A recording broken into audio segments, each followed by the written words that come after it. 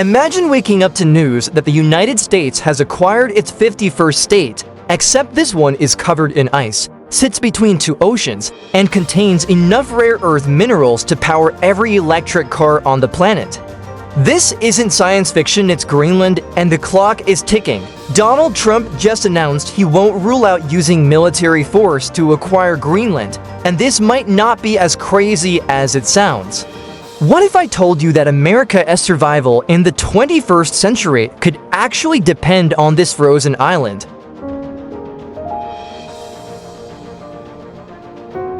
Let us dive into the 10 critical reasons why the United States may feel it has no choice but to secure control over Greenland in the coming years. Reason number 10, the rare earth mineral goldmine.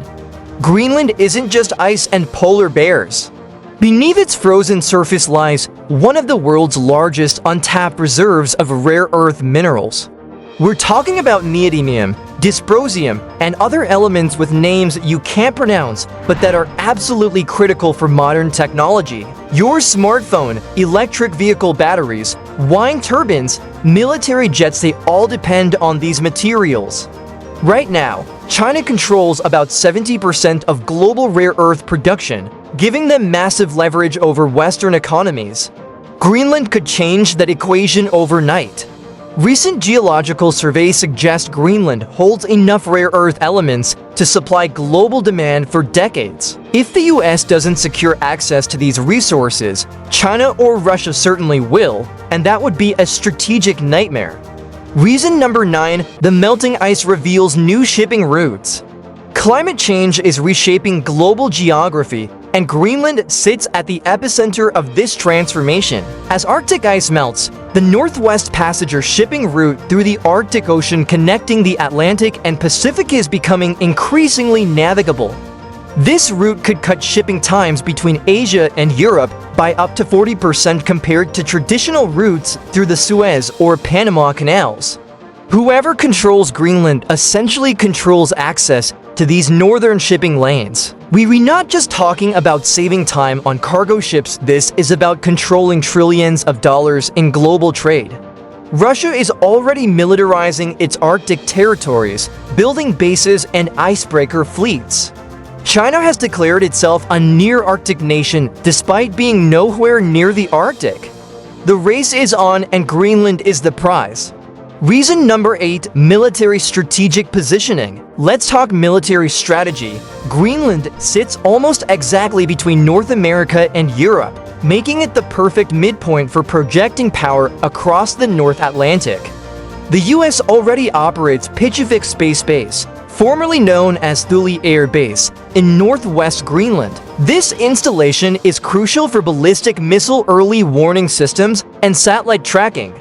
But here's the kicker: as China and Russia develop hypersonic missiles and expand their Arctic military presence, Greenland becomes even more strategically vital. In a potential conflict, controlling Greenland means controlling the northern approach to North America. It's like owning the front door to your house. You really do end to want someone else holding the keys. Reason number 7, the new Cold War landscape. We're witnessing the emergence of a new Cold War, except this time it's not just US versus Russia, it's a three-way competition between the United States, China, and Russia. The Arctic is the new frontier in this geopolitical chess game. Russia has been aggressively expanding its military infrastructure in the Arctic, reopening Soviet-era bases and building new ones. China, despite having no Arctic territory, has invested billions in Arctic research, infrastructure, and partnerships with Nordic countries. They've even published an Arctic policy white paper outlining their ambitions. Greenland sits at the intersection of all these competing interests.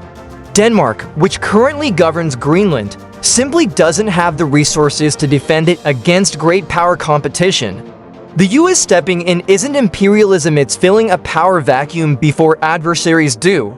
Reason number 6, China's infrastructure investment attempts. Here is something that should worry every American. China has repeatedly tried to invest in Greenland's infrastructure. In 2018, Chinese state-owned companies bid on contracts to build 3 airports in Greenland. The United States had to step in, offering financial assistance to Denmark to ensure those contracts didn't go to Beijing. Why does this matter? Because infrastructure investment is exactly how China has expanded its influence globally through the Belt and Road Initiative.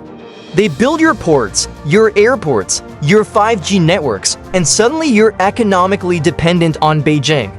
Greenland, with its small population of just 56,000 people and limited resources, is particularly vulnerable to this kind of economic influence. If China gains a foothold in Greenland through infrastructure projects, they effectively gain a strategic position in North America's backyard.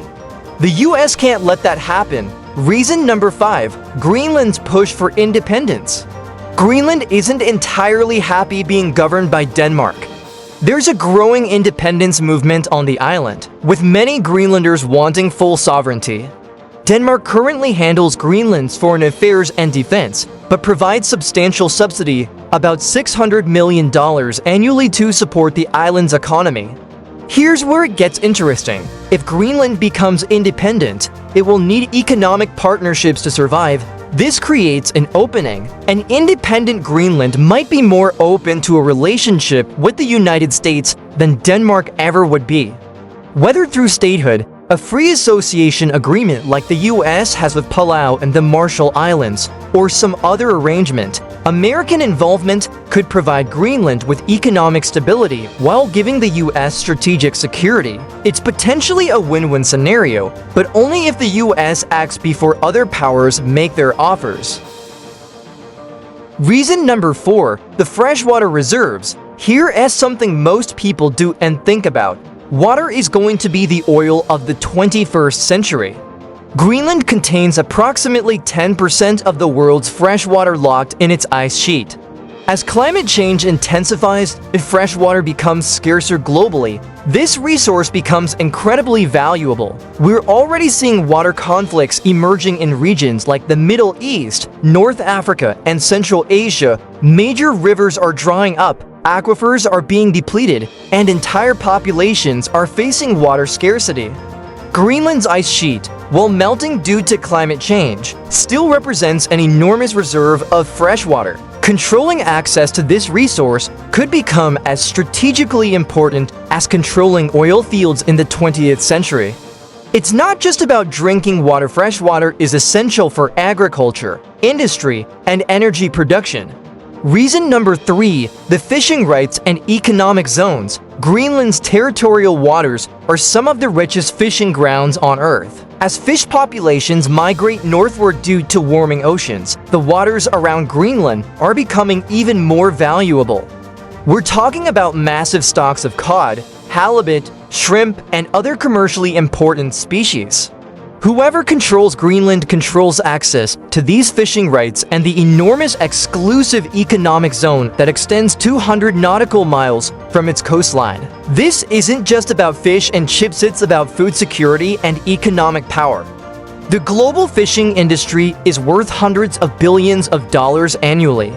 Japan, the EU, China, and other nations have all sought fishing access in Greenlandic waters.